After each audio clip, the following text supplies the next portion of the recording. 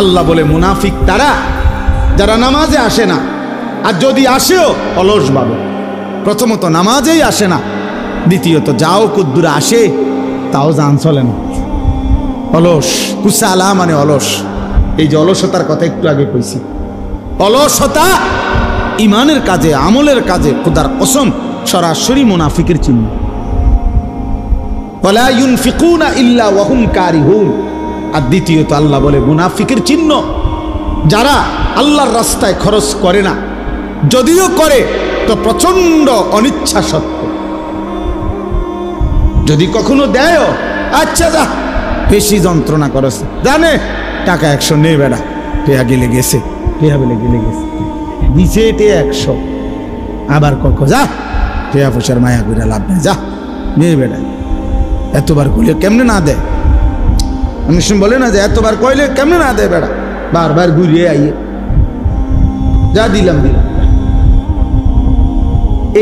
এটা কি দান হইল? লান তানালুল বিররা হাত্তা তুনফিকু মিম্মা তুহিব্বুন।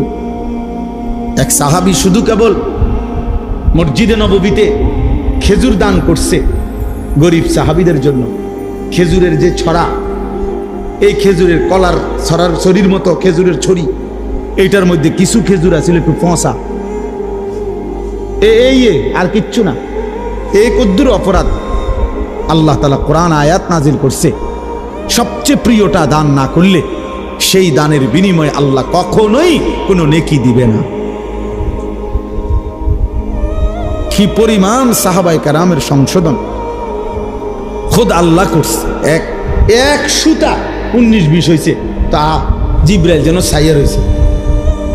ব্যাপারটা বুঝছো না? এরকম বহু আয়াত, এটা ভয়ের ব্যাপার। হযরত আবু বকর সিদ্দিক, ওমরে ফারুক নবীজির সামনে একবার জীবনে আওয়াজ একটু ভারী করে লাইছে, উঁচা একটা কথার তর্ক করতে গিয়ে জোরে কথা কয়ে ফেলছে। আল্লাহ তাআলা আস্তা সূরা নাজিল করে বলছে, সাবধান। কিতা ঘটনা কিতা? কার সামনে কথা বড় করলা? এই কার সামনে কথা বড় করলা?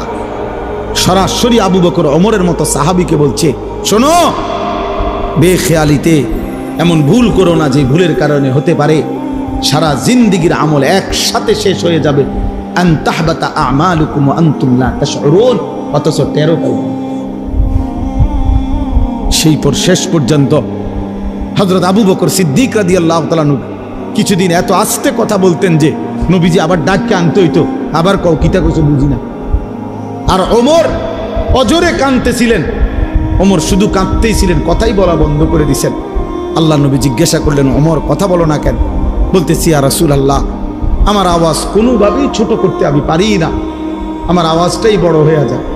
আল্লাহ তো আমার জিন্দেগীর আমল বরবাদ করে দিবে কইছে, আপনার সামনে যদি কথার আওয়াজ বেড়ে যায়। কি পরিমাণ ফিকির করছে দোস্ত। সাহাবায়ে কেরাম এমনিতে হইছে। আখিরাত এত মামুলি মনে করে ফেলছেন আপনারা। আখিরাত মামুলি। আমি অনেক সময় বলি, বাপ এ সুরে সুরে তারে তারে তালে তালে শুনছেন নবী সুপারিশ করবে, আর আপনারা নিশ্চিন্ত হয়ে গেছেন নবী তো সুপারিশ করবে।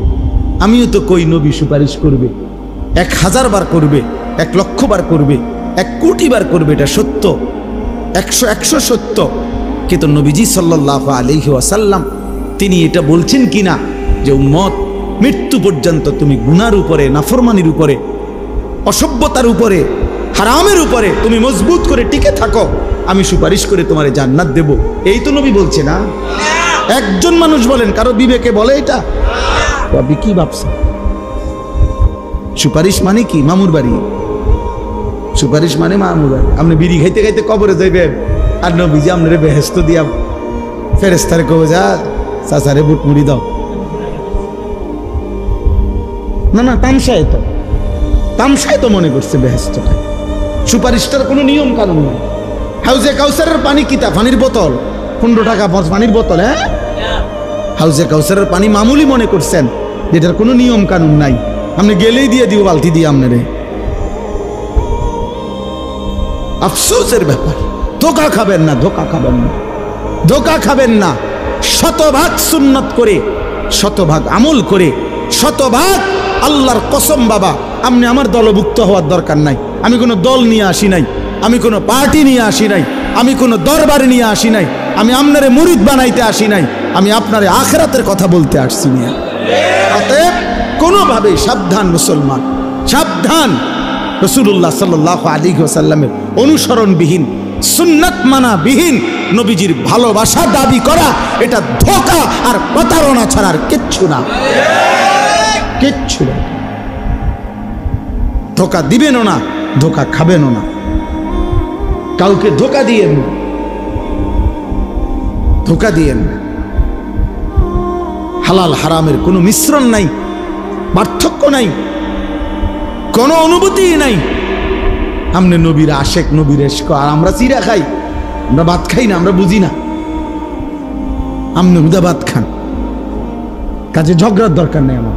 আমি ঝগড়া একটা মানুষও না, আমার ঝগড়া পছন্দও না। আপনিও বেঁচে যান, আমিও বাইচা যাই। কথা বলেন না কেন? বাইচা যাই ভাইয়া, আখেরাতে বেঁচে যাই। চলো, মালিকের ধরা বড় শক্ত ধরা।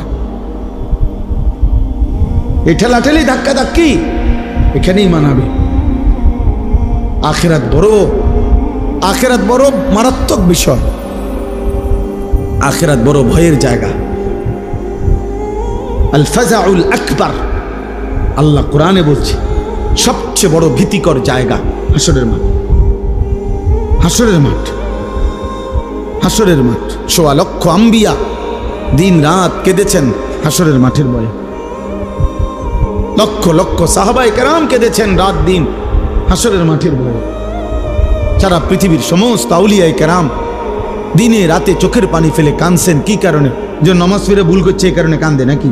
রোজা রেখে অপরাধ করছে এই জন্য কাঁদছে? হাসরের মাঠের ভয়ে কাঁদছে। নাহলে কান্দে কেন ওনারা? উনি তো নামাজ পড়ছেই, উনি কান্দবো কিত্ত তাহলে? উনি তো রোজা রাখছেই, উনি কান্দে কা? উনি তো দান সৎকার করছেই। কথা বোঝেন নাই আমার? উনি কান্দে কেন? কাঁদে হাসরের মাঠের ভয়ে। হাসরের মাঠের ভয়ে যাহা যদি আল্লাহ প্রত্যাখ্যান করে, যদি আল্লাহ গ্রহণ না করে, যদি আল্লাহর কাছে কবুল না হয় তো কি হবে? যদি নবীর দরবার থেকে ফেরেশতা বলে তাড়িয়ে দেয়, আর নবীজি যদি বলে সহকান সহকান, দূর হও উম্মত, কি হবে আমার? কে দিবে আমাকে আশ্রয়? কে করবে আমার জন্য সুপারিশ? কোরআন শরীফে আছে, আল্লাহ বলছেন শতভাগ দিন মানে যারা আল্লাহর রাস্তায় খরচ করে, যারা, খোদার কসম কোরআন শরীফে আছে তাদের বৈশিষ্ট্য হলো অকুলুবুহুম ওয়াজিলাতুন। প্রতিটা সেজদা দিতে গিয়ে, প্রতিটা দান সদকা করতে গিয়ে, প্রতিটা আল্লাহর বন্দিগি করতে গিয়ে তাদের দিল একই অবস্থায়, ইবাদতরত অবস্থায়ও তাদের অন্তর আল্লাহর ভয়ে কাঁপতে থাকে,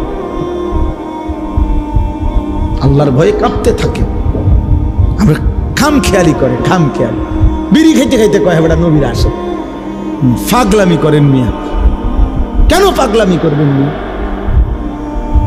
কথায় কথায় গালি দেন মিয়া, আবার কোন নবীজিরা আসে কিনা? কার সাথে খামখেয়ালি করেন মিয়া? আখেরাত কি খামখেয়ালির দেখা মিয়া? যে মস্কারি করেন, ঠাট্টা মস্কারি করেন। আমনের বিচার আমি নি করবো, আমার বিচার আপনি নি করবেন। কথা বলেন না কেন? তাইলে আমরা আমি আপনার একটা বুঝ দিয়ে লাইলাম, আপনি আমার একটা বুঝ দিয়ে লাইলেন, এটি কি রং তামাশা? হ্যাঁ, তো আখেরাত। আজকে ছেলেরা তোমরা বুঝতেই আছো না, কত ছেলে তোমরা, আরে বাবা সুস্থ সবল মানুষ, তোমরা টোটালি একটা ওয়াক্ত নামাজ পড়ো না।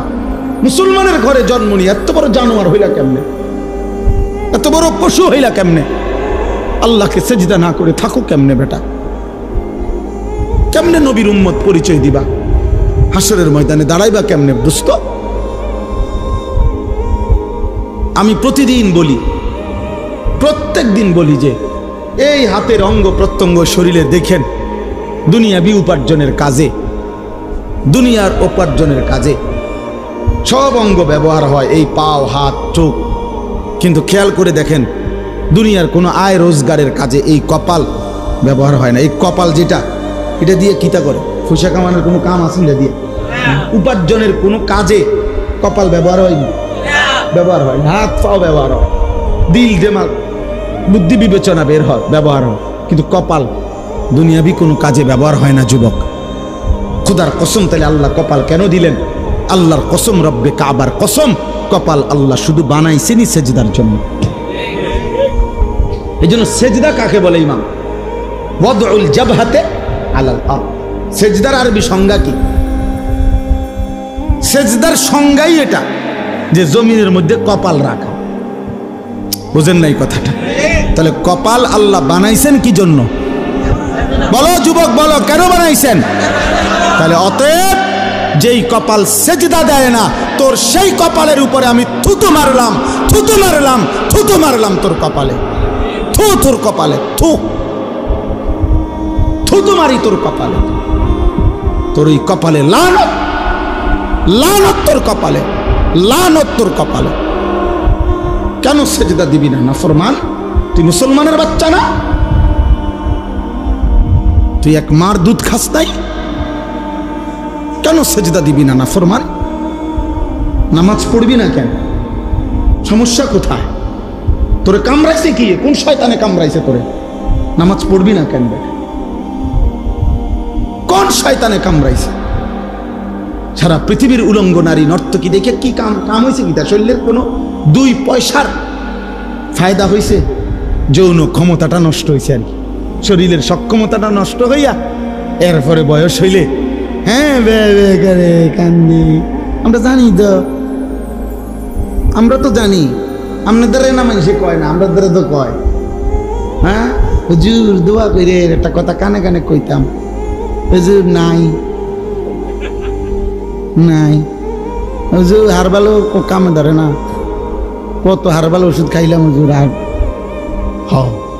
হারবালো আর ধরে না। আমি ইচ্ছা করে বলছি আমার ছেলেদের ফেরানো দরকার, এই জন্য বলল আখিরাত তো বরবাদ হবেই হবে, দুনিয়াও বরবাদ হবে। হালাল পবিত্র স্ত্রী যখন মিলবে আল্লাহর পক্ষ থেকে, সেদিন আর যৌবনের সক্ষমতা উধাও হয়ে যাবে চরিত্রের এই অধপতনের কারণে। এই অব্যাহত নারী দেখে দেখে, ছবি দেখে দেখে, নোংরা দৃশ্য দেখে দেখে, উলঙ্গ নাচ দেখে দেখে যুবক নিজের শরীরের সক্ষমতাটাও নষ্ট করছে, দুনিয়াও শেষ করলা, আখিরাতও বরবাদ করলা। এসে বে বে দ্বারা আর কিছু যুক্ত না, বে বে। এই যে দেন না, এই জন্য হারবাল কোম্পানি পোস্টার লাগায় 30টা এক লগে, জেন দিয়ে লাগায় 30টা লাগে, মনোজনের মহামারী লাগছে। হ্যাঁ মনোজন একটা করোনা লাগছে, তাহলে এতুটি লাগায় একসাথে 30টা করে লাগায়, আজকে সিরিয়াল এলে কালকে আবার লাগায়, বা জানে অসল পোলা ফাইন আছে লাগবে খান। হ্যাঁ হ্যাঁ হ্যাঁ হ্যাঁ, লজ্জা থাকা উচিত, হায়া থাকা উচিত। বেটা আল্লাহকে সেজদা করো, হালাল একজন পবিত্র স্ত্রীর অপেক্ষা করো। যে চাহিদা আল্লাহ দিছেন সে চাহিদা পূরণের শতভাগ ব্যবস্থা আল্লাহ রাখছেন। যিনি ক্ষুধা দিছেন তিনি খাবারের ব্যবস্থা করছেন, যিনি তৃষ্ণা দিয়েছেন তিনি পানির ব্যবস্থা করেছেন। অতএব যৌবনের চাহিদা যিনি দিয়েছেন আল্লাহর কসম তিনি হালাল পবিত্র স্ত্রী তিনি ব্যবস্থা রেখেছেন। আজকে আফসোসের বিষয়, বাংলাদেশের জমিনে, যেই জমিনের মধ্যে ফ্যাসিস্ট নাই, জালেম পালাইছে, জালেমের অনুসারীরাও যারা পালাইছে, এরপরেও এই স্বাধীন সার্বভৌম বাংলাদেশে 24 পরবর্তী বাংলাদেশে, 5ই আগস্ট পরবর্তী বাংলাদেশে আফসোসের বিষয় কতগুলো মাতাল, কতগুলো মুরতাদকে নারী শিক্ষা, নারী সংস্কার কমিশন হিসাবে দায়িত্ব দিছিল নারীর অধিকার ঠিক করে দেওয়ার জন্য। তাদেরকে তারা কমিশন রিপোর্ট দিছে গত কয়েকদিন আগে, নারীর অধিকার, যে নারী যারা বেশ্যা, নারী যারা পতিতা, তাদেরকে এই সমাজে রাষ্ট্রীয়ভাবে শ্রমিক হিসাবে স্বীকৃতি দিতে হবে। এই প্রস্তাব দিছে, প্রস্তাব পেশ করছে, এটা প্রস্তাব। যৌনকর্মীকে শ্রমিক হিসাবে, ওয়ার্কার হিসাবে স্বীকৃতি দিতে। আশ্চর্য, এটা বাংলাদেশে আশ্চর্য। এই সময় কেমনে সম্ভব হইল? এই মুরতাদ, এই মহিলাগুলো এগুলো কিভাবে পারলো? এই কলমে উঠলো কিভাবে কথা? পৃথিবীর কোনো মানুষ, একেবারে পৃথিবীতে কোনো মানুষ, যেখানে কোনো বিধর্মী, কোনো কাফের সমাজেও এমন অভদ্র কথা হইতে পারে না। পৃথিবীতে বেশ্যাবৃত্তি, পতিতাবৃত্তি পৃথিবীর কোনো সমাজে, এটাকে সমাজের অংশ কেন বলা হবে? এদেরকে সমাজের, ওরা বলতেছে এটা সমাজের অংশ, এরা সমাজের অংশ। এদের অধিকার কি দরকার? তো এদের অধিকার ইসলাম বলছে এদেরকে গুনাহ থেকে ফিরায় আনা। আল্লাহ রাসূল সাল্লাল্লাহু আলাইহি সাল্লামের হাদিসে আছে, নবীজি একবার হাদিসে বলছে, আশ্চর্য একটা বাক্য নবীজি একদিন বলছে, সাহাবীরা অবাক হয়ে গেছে। নবীজি বলছে উনসুর আখাকা জালিমান আও মাজলুমান। এই হাদিসটা যখন নবীজি বলছে সাহাবীরা অবাক হয়ে গেছে। মানে অর্থ হলো নবীজি বলছে তোমার ভাইকে, ইমানদার ভাইকে তুমি সাহায্য করো, যদি সে জালেম হয় তবুও, যদি সে মজলুম হয় তবুও। বুঝেন নাই? তো সাহাবীরা অবাক হয়ে প্রশ্ন করলো, ইয়া রাসূলুল্লাহ, মজলুম তারে সাহায্য করা এটা তো যুক্তি আছে, কিন্তু যে জালেম তারে সাহায্য করব কেন? কথা বোঝেন নাই? হেরে সাহায্য করা মানে কি? আল্লাহর কসম নবীজি বলছেন জালেমকে সাহায্য করা, এই কথার অর্থ হলো তাকে জুলুম থেকে ফিরাইবার চেষ্টা করা, এটাই তাকে সাহায্য করে। তাহলে কোনো অসৎ চরিত্রের নারীকে তার এই গুনাহ থেকে ফিরাইবার চেষ্টা করা, এইটা না তার সবচেয়ে বড় কি অনুগ্রহ? তাকে বুঝি তার এই যৌন পেশার উপরে তারে স্বীকৃতি দিয়া ওয়ার্কার শ্রমিক হিসাবে তার ভাতা বেতন সব বুঝি ঠিকঠাক করিয়া তারে এই কাজে উৎসাহিত করা, এটারই তার উপরে দয়া। এই মুরতাদরা এটা লিখছে সরাসরি কোরআনের বিরুদ্ধে। আল্লাহ তাআলা যেখানে বলছে ওয়ালা তাকরাবু জিনা, জিনা ব্যভিচারের কাছেও যেও না, ওরা বলতেছে ওদেরকে স্বীকৃতি দিতে হবে। এটা বাংলাদেশে কিভাবে সম্ভব? এরপরে আপনার নারী পুরুষের সম্পত্তি, ইসলামী শরীয়তে যেই উত্তরাধিকার আইন ওয়ারাসাত, এই নারী পুরুষের সম্পত্তির ক্ষেত্রে এদের প্রস্তাব হলো যে ধর্ম নারী পুরুষের এই সম্পত্তির মধ্যে যেই বন্টন করেছে এটা নারী পুরুষের চূড়ান্ত বৈষম্য। মানে মহিলা 1 ভাগ, পুরুষ 2 ভাগ, ভাই 2 ভাগ, এটা বৈষম্য।